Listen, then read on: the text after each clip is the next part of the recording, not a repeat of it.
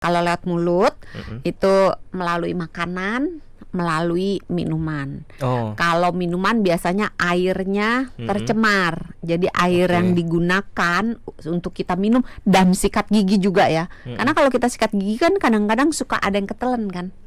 Nggak sengaja ketelen gitu. Nggak mungkin kita muntahin semuanya air kumurannya. Ada aja sejumlah kecil yang nyisa yang mungkin nggak sengaja tertelan gitu. Jadi melalui air yang tercemar oleh bisa langsung tinja atau kotoran manusia atau kotoran hewan yang di dalamnya ada telur cacingnya, atau dia nyerap dari tanah.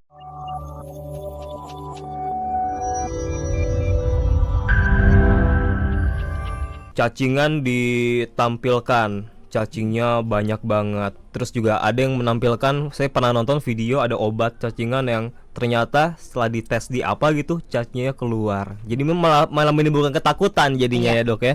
Lalu kita akan bahas dulu penyakitnya dulu deh ya. Ya. Penyakit cacingan itu sebenarnya apa sih? Apakah emang benar ada cacing di dalam tubuh kita gitu? Benar-benar cacing sih. Benar-benar cacing. Iya, benar-benar cacing yang seperti kita kenal, tapi mungkin bentuknya mirip kayak cacing tanah. Tapi bukan cacing tanah jenis. Jadi cacing itu spesiesnya kan banyak. Nah, cacing yang ada di tubuh manusia itu kebanyakan tuh yang kita kenal cacing gelang, cacing tambang, cacing cambuk, cacing kremi. Nah, itu aja udah berapa jenis tuh ya kan? Cacing pita gitu kan.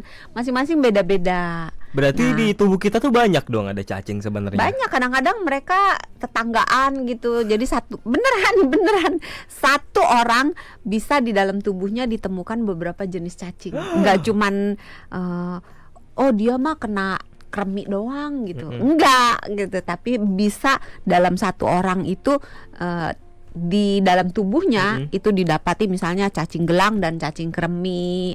Jadi mereka hidup rukun sih di saluran pencernaan kita. Tunggu, walaupun kita sehat tetap ada cacing di dalam tubuh kita. Iya, makanya ini slogan saya yang selain sehat itu mudah, sehat itu murah itu adalah merasa sehat, terlihat sehat, belum tentu sehat. Loh, berarti kalau ada cacing tuh otomatis nggak sehat atau gimana artinya? Ada gangguan kesehatan. Oh gitu. Jadi kalau ada terdeteksi cacing di tubuh kita artinya ada gangguan kesehatan. Hanya tergantung jumlah cacingnya.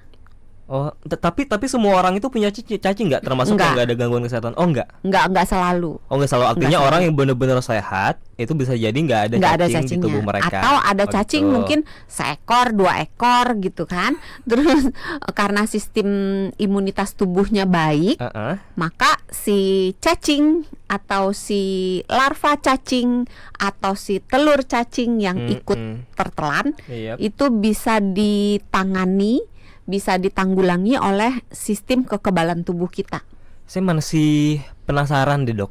Kan tadi katanya cacing itu tanda kalau sebenarnya tubuh kita ada gangguan kesehatan. Iya. Kok malah mengundang cacing gitu loh? Enggak, maksudnya kan cacing itu bisa masuk ke dalam tubuh kita itu melalui banyak sekali cara. Jadi jangan dipikir cuman dia mah jorok gitu, main tanah gitu. Iya, itu salah satu rute bagaimana si telur cacing atau larva cacing bisa masuk ke dalam tubuh kita.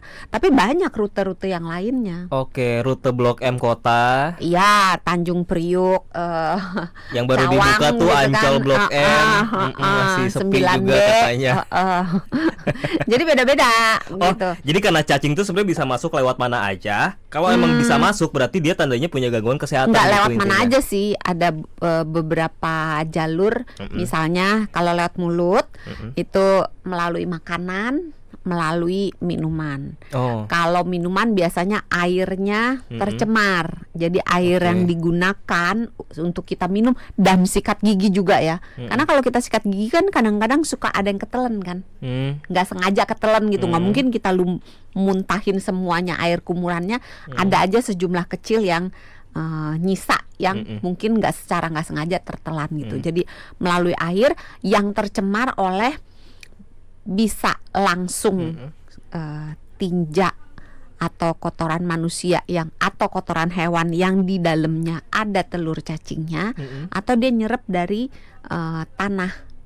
Jadi mungkin di tanah itu ada binatang atau mungkin ada kotoran entah binatang entah manusia yang ada telur cacingnya, kemudian mungkin ke bawah air hujan nyerap. Nah, kebetulan mungkin orangnya itu menggunakan air tanah atau air sumur yang tercemar tersebut masuk juga ke badan atau lewat makanan.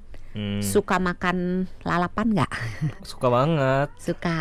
Suka makan apa sih yang Jepang, sashimi? Yang mentah tuh namanya apa sih? Suka kebalik deh. Ada sushi, ada sashimi ya. Sushi yang pokoknya yang begitu-begitulah gitu ya. Iya. Nah, tolong dikasih komen. Makanan mentah berarti. Makanan mentah atau setengah mentah.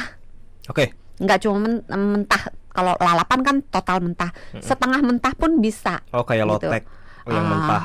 Lotek mentah. Iya kan. Pokoknya setengah mentah, setengah mateng atau mentah.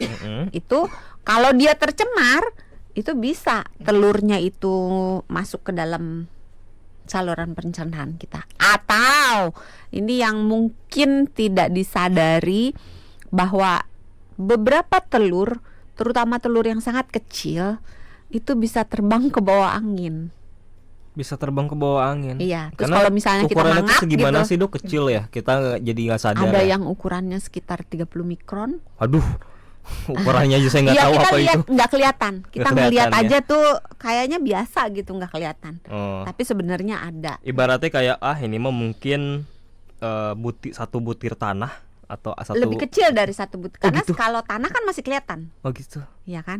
Lebih kecil. Nah, itu misalnya nih cacing kremi. Itu walaupun dia namanya keren, kremi, tapi cacingnya kalau bertelur itu telurnya kecil banget. Dan kalau dia bertelur, area si betinanya si ibu cacing ini, mama cacing ini kalau bertelur cari tempat yang strategis, dan dia nggak mau ngerepotin anaknya, suruh jalan dulu gitu. Jadi dia langsung meletakkan telurnya itu di pintu keluar. Jadi anaknya kalau keluar tinggal plung lompat gitu. Nah, di area sekitar anus. Oke. Nah, kalau kayak gitu biasanya kan anak-anak nih yang kena cacing kremi. Kalau dia tidur, cacingnya itu misalnya molos dari pakaian dalamnya, mengotori spraynya. Nah, misalnya mamahnya nanti ganti spray gitu kan dikibas tuh, ditarik gitu. Itu serpihan.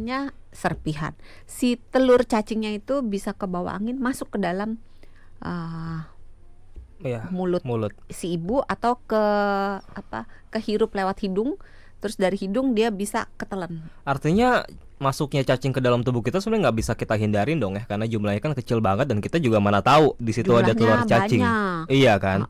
Cuman artinya ketika tubuh kita nggak ada gangguan kesehatan, cacing itu nggak akan menjadi masalah. Kalau jumlahnya sedikit dengan sistem imun yang bagus, si telur cacing itu digempur sama sistem imun kita. Jadinya nggak akan berbuah, nggak akan melahirkan cacing. Menetas menjadi cacing. Jadi si telur cacing itu akan binasa, wafat gitu kan, atau tewas gitu. Ada pengajiannya nggak? Atau dia dikurung di penjara oleh sel imun tubuh kita sehingga dia nggak bisa berbuat apa-apa, di penjara dalam tanda kutip. Itu kalau kita punya sistem imun yang baik, bagus. tapi kalau ada gangguan kesehatan ya udah tinggal di situ aja tuh cacingnya ya. Iya, makanya punya sistem imun yang bagus itu penting. Nggak cuman COVID harus imunnya harus bagus gitu. Udah COVID terus lupa gitu kan. Jangan, tetap, karena sistem imun yang bagus itu melindungi kita nggak cuman dari COVID doang, tapi dari semuanya, bahkan dari TBC. Itu tuh yang paling bahaya ya.